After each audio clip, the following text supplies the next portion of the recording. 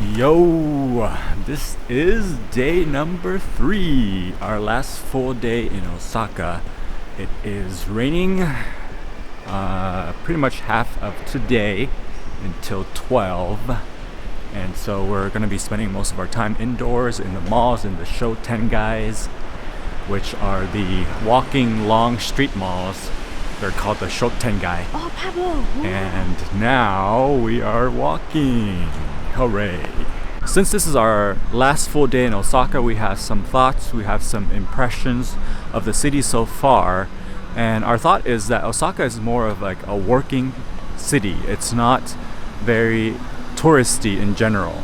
I think most of the touristy activities in Osaka involves enjoying certain foods, going to certain restaurants, but there's no like big major attraction in Osaka that really draws us in as travelers. So when we're walking around Osaka, it's not that we don't like Osaka, it just feels that we feel that Osaka is more of like a bland city where you're walking around and you feel like everything is very homogeneous. Most of the experiences as you're walking around the city are very similar. You encounter large buildings, you encounter malls, you encounter a lot of restaurants, obviously, that are very good, but there's no like spectacular aspect of Osaka. And if we had more days to spend in Osaka, we would actually spend an extra day in Nara, because Nara is more of our taste in traveling. We like more of the outdoor nature and hiking around nature and traditional areas versus Osaka, which is more of like a busy city where a lot of people are just walking to work and doing their own thing. So we will be spending our next days in Kyoto. So hopefully Kyoto is more of that traditional flavor, that more of the natural flavor that we enjoy. So I think we will enjoy Kyoto more. The rain has stopped today and now we are at Tsurumi Ryokuchi Park. It's one of Osaka's biggest parks with a flower garden and a windmill that we are trying to go see. The park here is right now on a Saturday and there's barely anybody here. Mostly we're walking around and there are a few people biking and walking around, but otherwise the park is mostly empty. We're enjoying a peaceful day in the park here in Osaka, and today we also had some kind of street food, little food experiences. Our first one was getting a parfait at, I think it was Merely de Parfait or something like that.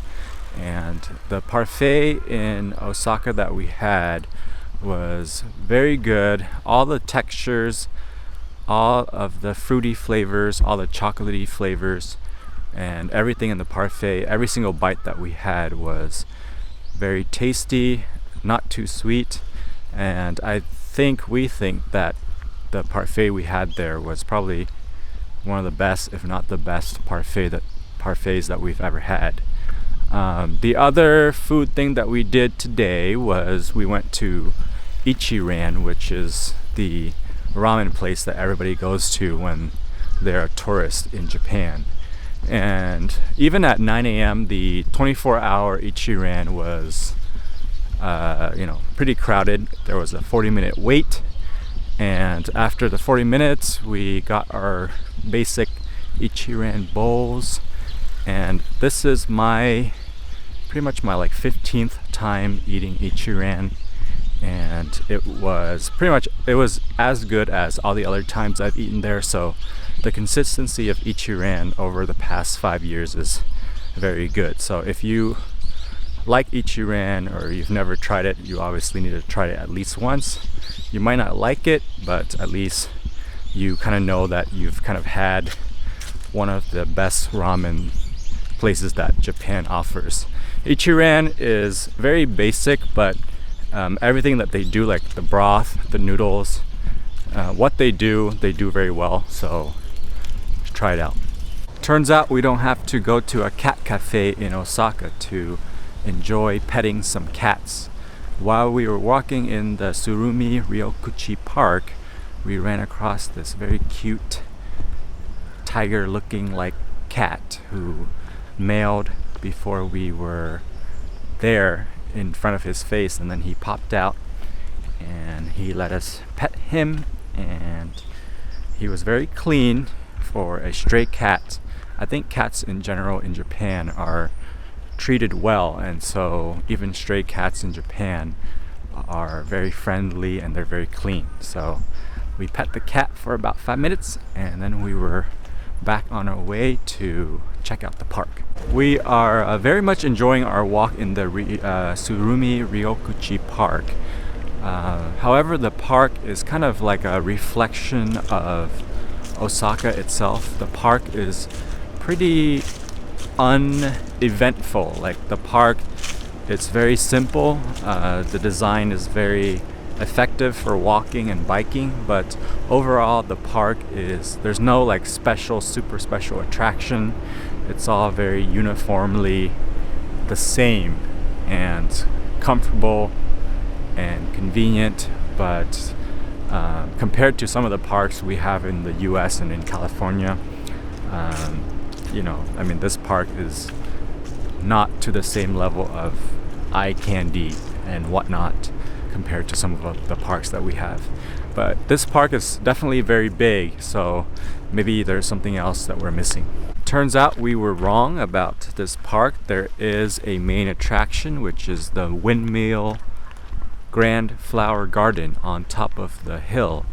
It's a beautiful garden with man-planted flowers that are blooming at different times. Right now it's a bunch of yellow flowers and some purple flowers that are blooming, but I think once all the tulips and stuff have bloomed, it would be even more beautiful. But we did enjoy going to that area and just sitting around, taking some pictures and absorbing the scenery. So overall, it's a very nice, peaceful park to walk in. There's not that many people, even on a Saturday.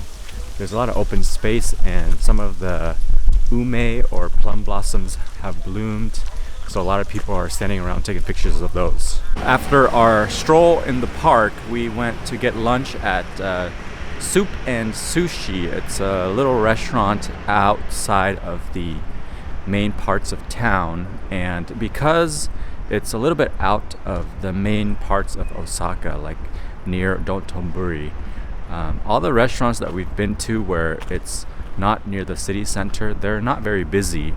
And even though this sushi and soup restaurant was pretty highly rated on Google, we were pretty much the only people in the restaurant who were eating. So this restaurant is very affordable. They provide like a plate of nigiri and some sushi pieces for about $9 per person, which includes a small bowl of udon soup. And overall, we really enjoyed the nigiri. It wasn't like the best kind of nigiri, but for the cost, it was very good. And also the people in there, it was like a husband and wife kind of mom and pop restaurant, and it was very cute. So highly recommended. And that concludes our time in Osaka. We would say that we enjoyed Osaka. However, there's not really anything about the city that really stands out to us in the way that like Paris or some other cities stand out in terms of the city's spirit.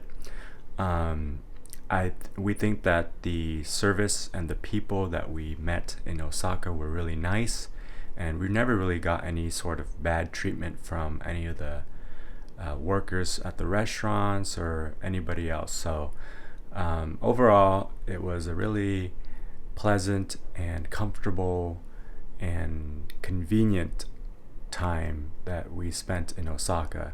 And next up, we're going to be heading to Kyoto. Hope you enjoyed watching our videos in Osaka.